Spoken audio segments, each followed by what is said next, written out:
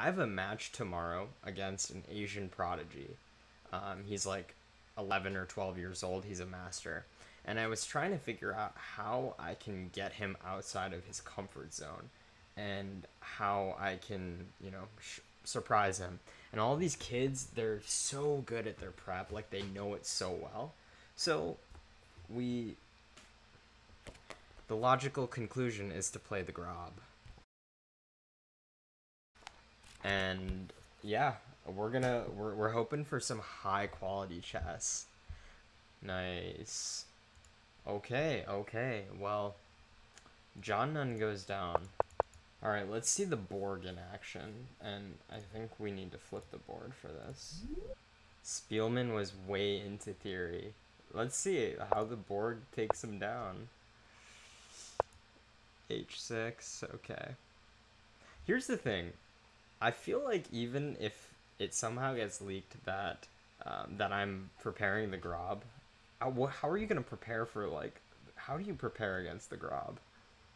Okay, so enter the Borg. Notice how Grob is Borg backwards. He's never seen H6, so maybe it's promising then. H6 to prepare the Borg. Okay, enough hypothesizing. It's time to test the Grob out. Okay, here we go. G4. Feels so strange playing this. I'm not sure how I'm feeling about this first Grob game. Oh, that's unfortunate. Okay, well, I need to get practice with the Grob. I should have played G5 first. I assumed D4. So we got to play the Borg now. GG, Mr. Versado. You've been very helpful at testing out this prep. All you really need to see is this. There's an exclamation mark next to the first move. 24-26. And we have the Borg. But we already know the answer to the question of whether or not the Grob is viable. I mean, it clearly is. GG. And a 2400 goes down with the Borg. Another 2400. Okay. I might have lost the first game ever in the Grob. I must apologize to you guys.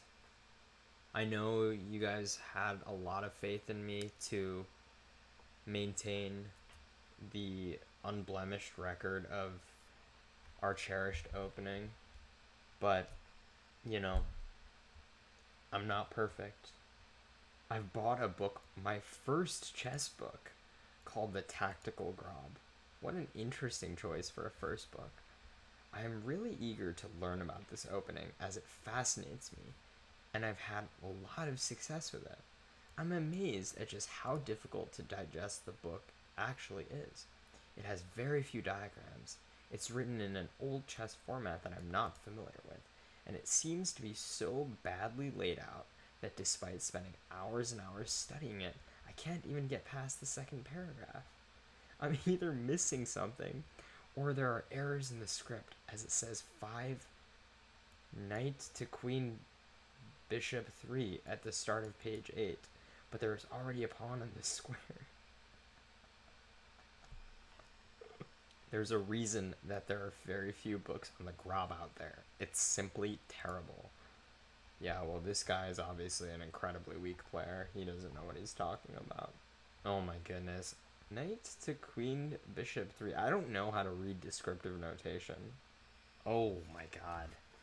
Chat, there is a poem at the end of The Killer Grob.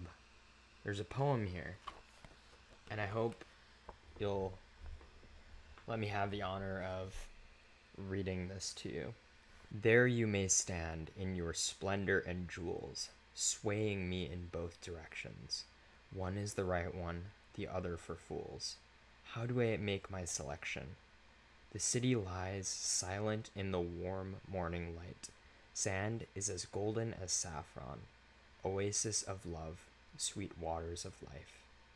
God bless the poor ones who have none, though they've tried. Someone is drowning down there in the flood. This river will dry out tomorrow.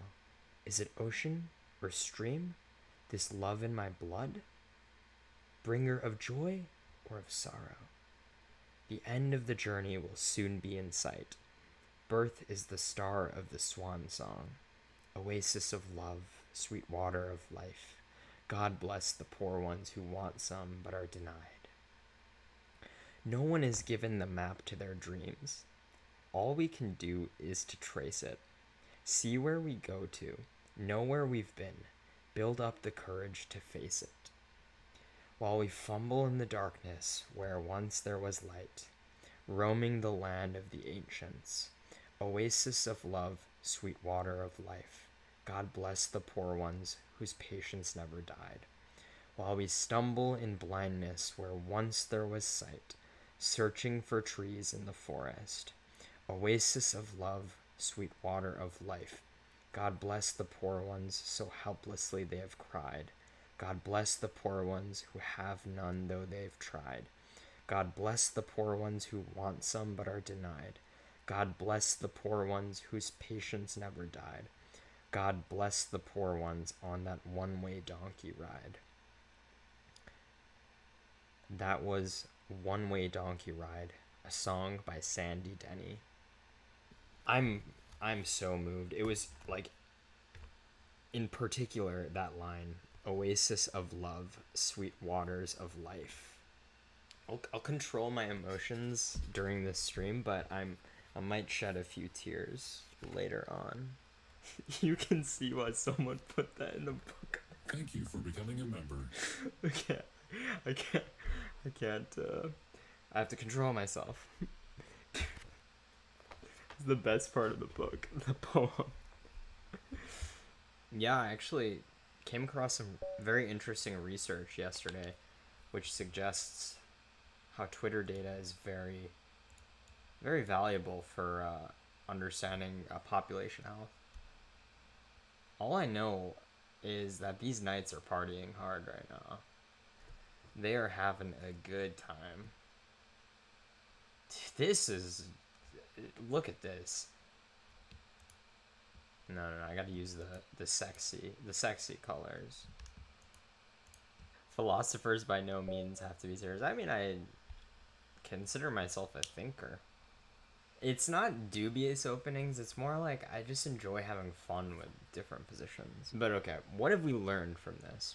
We've learned that the Grob is a perfectly acceptable blitz weapon. It's gonna be a little bit difficult to do it and to pull it off in bullet. And I think I'll be able to actually beat this Prodigy in at least a few games tomorrow. So I'm actually going to I'm really looking forward to that. So welcome everyone, and we're here with the players, and before we get them started, we're going to ask them a few questions about how they think the match is going to go today. So let's start with NM Bach. How do you think this match is going to go today against Aakaash? But I'm not really sure how Aakaash plays, and yeah, I think it'll be an interesting match. Fantastic. I hope it is. And Aakaash, how do you think this match is going to go? I don't know how much experience you guys have playing against each other. So are you guys new opponents for one another? We played, I think, 2 years ago at World Open when Bach was a little bit younger. I got really lucky in that game, actually, but he was outplaying me the entire time. Good luck, Bach. Good luck, Aakaash.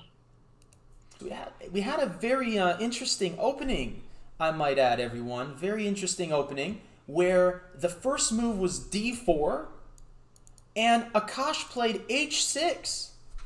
That's a crazy situation. Despite the weirdness of the opening, this is actually starting to look like a normal position. Now, what is all this? Now, Bach is up with these weird openings. We got the Grob attack here. Oh no, this is Aakaash. Aakaash is playing the Grob attack here with G4. So I see that Aakaash likes to do his own thing. So again, we're getting to a point where we sort of have a normal game, but I don't know what's going on over here. So Aakaash is playing with fire here. He is he's playing with fire. He's playing some weird openings, but he's swift. He's fast. he's going to look for his tactics to save him. Oh my gosh, King F3. Aakaash is the brave soldier. Wow. So it looks like with no perpetual check, this is going to be a good one for Black, who's about to promote here on the next move. All right, 1-1. We got an even match. I don't know what this bullet's going to look like, guys. I don't know what this bullet's going to look like because this is still... Yo, I'm going to call a timeout. So Aakaash is going to take a timeout. He needs a breather. We're looking at this 4 games in a row here for NM Bach. So it makes sense because he just lost 4 in a row. And I'm telling you, man, this guy Bach, those time scrambles are crazy. He plays them so fast. I mean, he's got a 2400 bullet rating, so he's no slouch in the time scrambles. So you can't rely on that, you know. All right, looks like you're back, Aakaash. So whenever you guys are ready to resume, feel free to resume. I see Aakaash likes his little weird openings. Aakaash should play a check just to get that time, because look at that. Look at this guy on the clock. Okay, Aakaash wins that, but like by a half a second. Well, it's another one of these odd-looking openings. I don't really know how else to put it. Tough position for Black. I mean, the king is just a problem here. But queen takes, rook g1, and that's all she wrote. All right, guys. So tough battles in the blitz. Any comments, Aakaash, about how the blitz went for you in areas that you're gonna look to improve going into the bullet? Well, before this match, I went to the gym and I hit leg day, and I assumed that was going to be the hardest part of my day, and then I started playing blitz with Bach.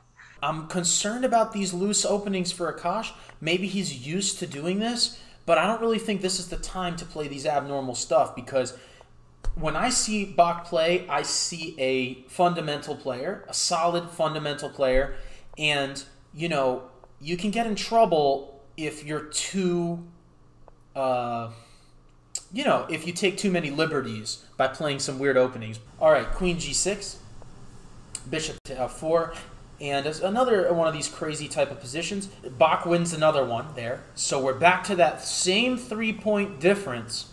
He plays a good fundamental game for, for a young guy. What about speed here? 4 seconds to 9 seconds, but there's mates all over the place. Okay, Aakaash is getting... Okay, he's got to move his king. Just pre-move everything. Oh, look at that. Jettison the queen. Here we go. King on the run. Man on the run. Man on the run. Man on the run. Flag. Oh. He needed that, because that was a death game right there. If he lost that game, he'd have lost the match. He's still in the match. Aakaash is clutch right now, guys. 10-9. This is anyone's match. This match is not over. So he's still playing this h6 stuff, but we'll see what happens. Boys and girls, we've got a 10-10 match right here. This is for all the marbles. All right, what's happening here, though? Aakaash up on the clock. He has the better game here. He's up a pawn. He's up on the clock. He's really winning now. Yes, d5. Brutal. Check. Kick that king backwards. You win the second pawn. Wow, Aakaash is so clutch here in the end of this match. He looks like he's going to win this. He's got more time. He's got better position. And yep, he's going to win this, guys. Brutal. Aakaash, he deserves it. He absolutely deserves it. He is a fighter. He came back in a match where he was down 3 games. Let me talk to the players. Give me 1 second, guys. Let the players take a breather. Yes. Before we go, sure. I just want to congratulate my opponent, Bach, for playing like a fantastic match. I mean, I feel very lucky to have won that. Just that streak at the end was what pushed it over. But he really pushed me, and I see some great things in his future for sure. Thank you. Thank you guys so much for watching that video. If you enjoyed that content, my social media is down below. Please follow me on Twitch and Twitter. Also subscribe to the YouTube channel. It really helps. In the end, after this match, I had 5 games of the Grob and the Borg. I had 3 wins in the Borg. They were all in bullet, which is interesting, and both of my losses were in the Grob. One was blitz and the other was bullet. So I guess the results of this scientific experiment are that the Borg is better than the Grob, so go figure. I'd like to thank the National Blitz League for hosting the cage match, also to Peter Giannatos of the Charlotte Chess Center. All of their information is down below. Bach, my opponent, he's a future grandmaster in the making, and also Lee Chess for just being the best chess server online by far. And thank you again to everyone that watched this video, and if you enjoyed watching, again, please do subscribe to the YouTube channel. Hopefully this video gave you some inspiration to try some new things in your game. Alright guys, until next time, peace.